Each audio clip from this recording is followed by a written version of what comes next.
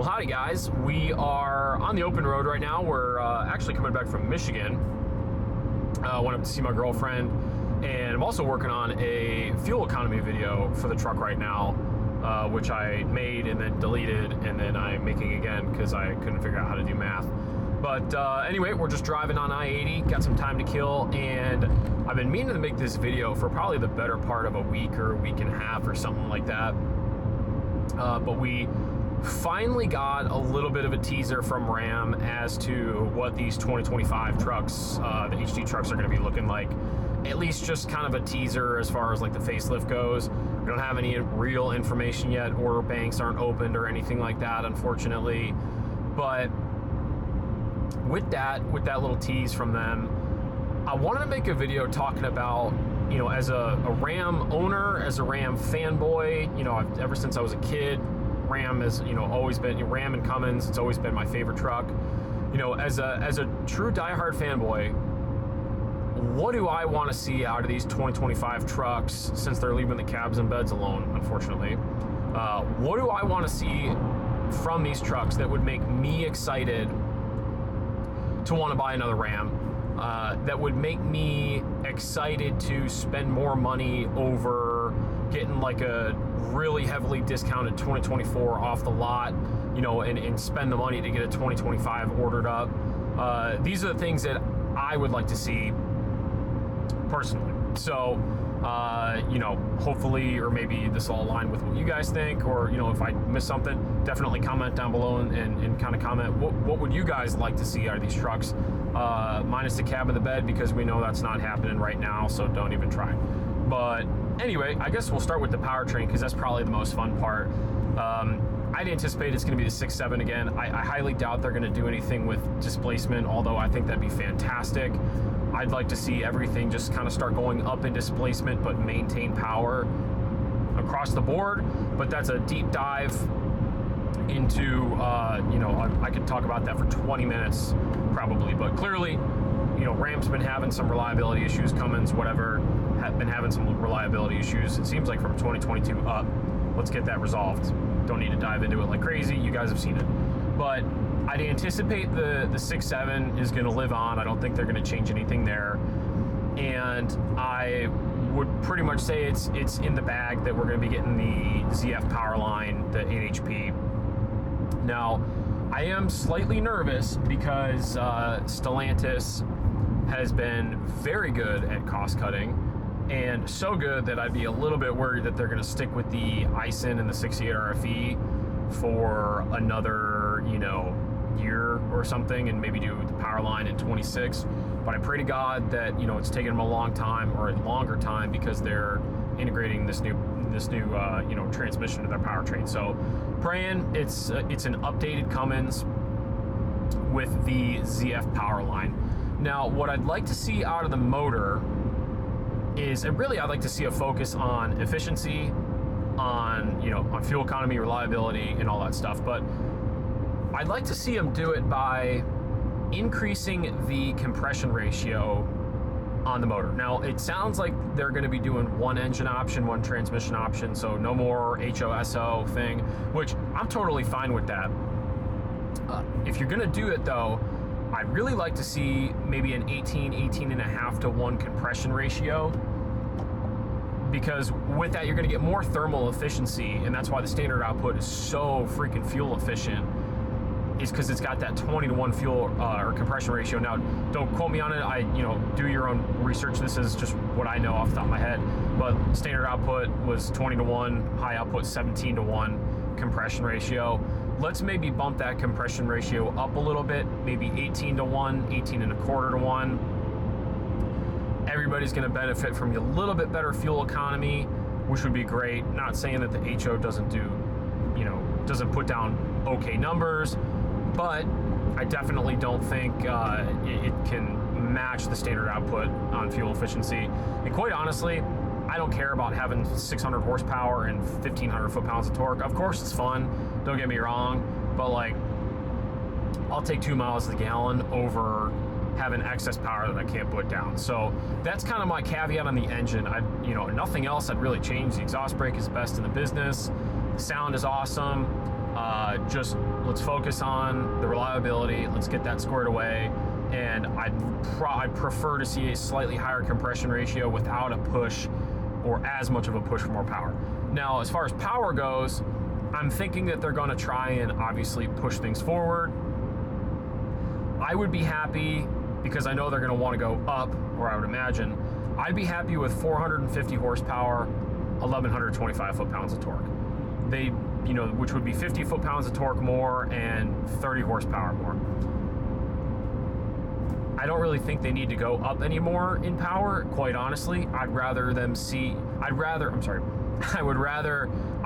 see a higher compression ratio, more efficient engine that still makes 420 or 425 horsepower and 1,050 to 1,100 foot-pounds of torque in that ballpark.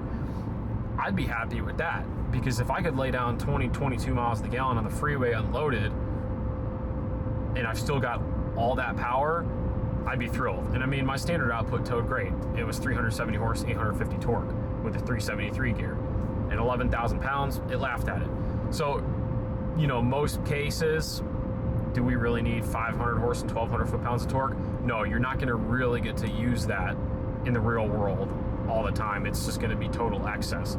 So, not that excess isn't fun, but I'd like to keep my truck going down the road instead of in the shop, like they all many of them seem to be lately. So that's what I'd like to see out of the motor. Transmission, ZF, I think it'd be great. I've heard there's gear skipping technology, which would be awesome. They're saying it's more fuel efficient. It's a little bit lighter than the Ison. All good things. I think that transmission, it'd be a good goodbye to the Ison. You're moving on to another super heavy duty transmission. The GCWR on that thing is like 56,000 pounds, which is ridiculous. That is definitely a medium duty transmission, so I'm all about it. The only thing I'm curious about with that transmission is I could find the first gear drive ratio in the final drive and eighth gear ratio, which was 0.64. I am curious if that's a double overdrive or a triple overdrive transmission, because I can't find all the individual gearing ratios. So what I'd like to see, and maybe somebody has found this information, I just tried to look it up, and the best thing I could find was the information on the basically like the 2-page Powerline transmission brochure. And it said, I think it was 4.89 was first gear, 0.64 was eighth gear. I would like to see it be 5 main gears with 3 overdrives would be awesome, because these trucks have so much power. I just don't think you need 6 main gears, and going from 6 to 8 anyway, even though like this truck we're riding in right now, 10 gears, honestly, too many. Like it's just shifting all the time. I don't feel like I can ever like really put it down, because it's friggin' shifting constantly. So I would love to see it for efficiency. 3 overdrive gears. I mean, the final drive is going to be about the same as, I think the Ison was 0.63, so final drive is going to be about the same, but being able to just turn that motor lower, and if you need to downshift from 8th to 7th, it's only maybe 100 RPM, 80 RPM increase, just enough to get you back into the, that torque curve. I'd be real happy with that. Again, don't know, might be double overdrive, might be a triple overdrive. That's what I'd like to see, triple overdrive, 5 main gears. So going on from the back, I had a fun idea about the rear gears. Now, I think, as right now, the single wheel trucks are offered with a 373, dualies 373 410s.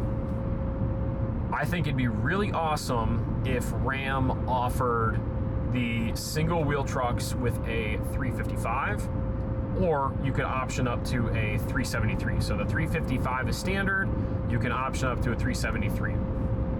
Ford does it, they do the 331 and the 355. I don't know, I don't think they offer 373, but then the dualies, 355 is standard, and I believe they offer a 410 or a 392. Don't quote me on it, but I'm like 99% sure. But anyway, I think offer that for the single wheel trucks for guys who aren't moving, 20,000 pounds, 22,000 pounds on a regular basis. You get the lower gear ratio, you get a little bit of fuel economy out of the truck, probably drive a little bit nicer as well because the Cummins loves to be lugged. So 355 gear, keep it turning even a little bit lower. I think the motor is going to be happier. You're going to get a little bit more fuel economy. I think it's going to be really fun to drive. 373, great option if you're towing a little bit more or heavier, whatever. And then for the dualies, offer a 373 as a standard and a 410 for the option, like they do now. I think that'd be super, super cool. A little bit more flexibility in the gearing. You know, you don't have a choice right now. On the single wheel trucks, you do, at least on the dualies, which is cool. GM, you don't have a choice at all, which is fine, you know, but I think Ram kind of being geared more towards the like truck, maybe not necessarily the like, you know, SUV truck that this is. You know, they're definitely, I think at least they're focused more on truck towing. I think that'd be great for flexibility, fuel economy, all the above. Everybody's happy. You pick what you want if you order a truck. So as far as powertrain goes, those are my thoughts. Hopefully that wasn't too long-winded. I don't know how long this video's been going for, but those are my thoughts, at least on the drive line. As far as fuel tanks goes, this was another thought that I had, is that I really think that the mega cab, you should be able to option the 50-gallon tank with the mega cab. I think that'd be a huge deal. If you keep the standard 31-gallon tank, I mean, there probably are, so let's not expect anything. But I think that you could put a 50-gallon tank in the mega cab, no problem, make it an option. Because that would check just a really big box, I think, for a lot of people, because you see so many people upgrading their fuel tank on the Ram because it's so small, 31-gallon tank. We all want a bigger tank. Everybody else is running a bigger tank now. GM's got the 36. I don't know what Ford's short bed is, but they've got the 48-gallon on the long bed standard. Obviously, the long bed, you know, the 50-gallon is an option, but 50-gallon option on the mega cab, 50-gallon standard on a long bed, and on a long bed, offer something like a 68-gallon tank or dual fuel tanks on a long bed or a long bed dually. Get creative, because it just peace of mind and the flexibility of, you know, if you had 70 gallons on board, or if you had dual tanks, if you had 84 gallons on board, whatever. If you're getting 8, 9, 10 miles the gallon because you're towing a 22,000 pound triple axle toy hauler, it'd just be nice to know that you could punch out 800 plus miles without having to stop. A lot of guys wouldn't need to get auxiliary tanks. I think generally that'd make a lot of Ram guys happy. Make me happy.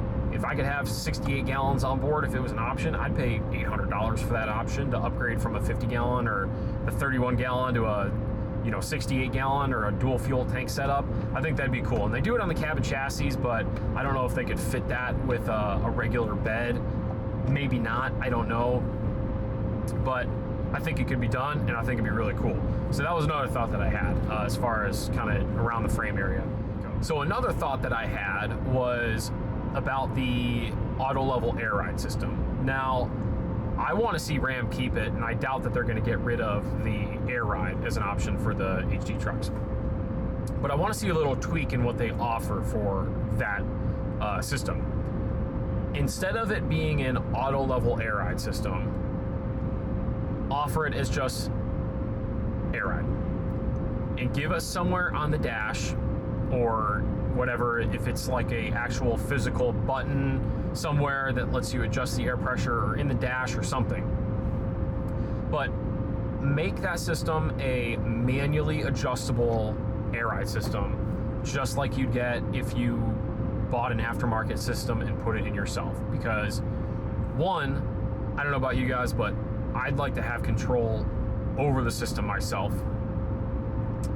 Two, you'd eliminate a bunch of sensors because of the auto level air ride system. You know, it's got the sensors to basically figure out how much air pressure it needs. So you eliminate those kind of cheesy sensors that can fail. It's a more simple system. It's literally just, okay, I want 62 pounds as my base pressure for this trailer at this weight, cool. Or, 45 PSI with the trailer unloaded, whatever. I think that'd be awesome. That would allow also a lot of guys who like to level their truck. You don't have to worry about the auto level air ride sensors and basically just only being able to do a small little lift thing. I just think it checks so many boxes for basically everybody.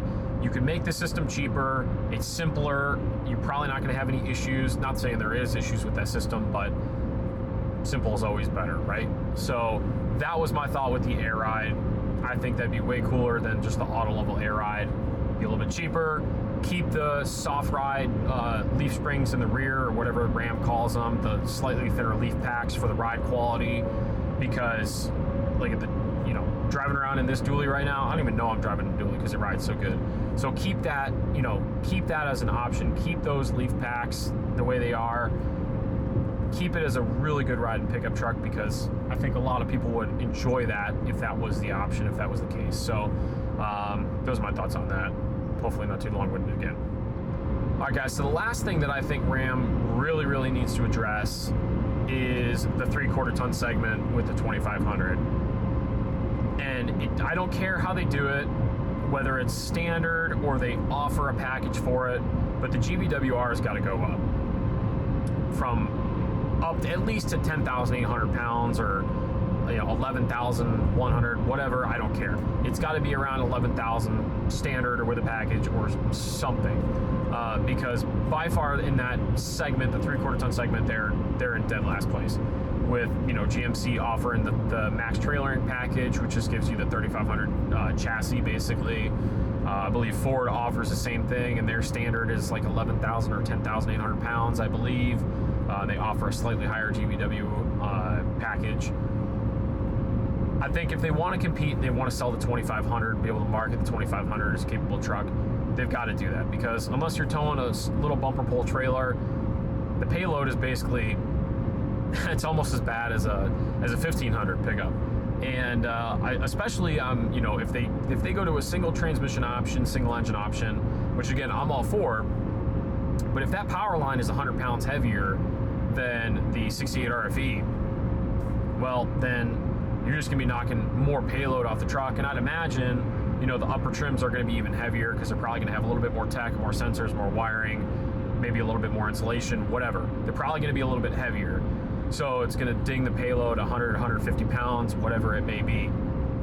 So I think they need to find a solution on that. I think that would really help them reposition themselves in the 3/4 ton market, not necessarily just the 1 ton market.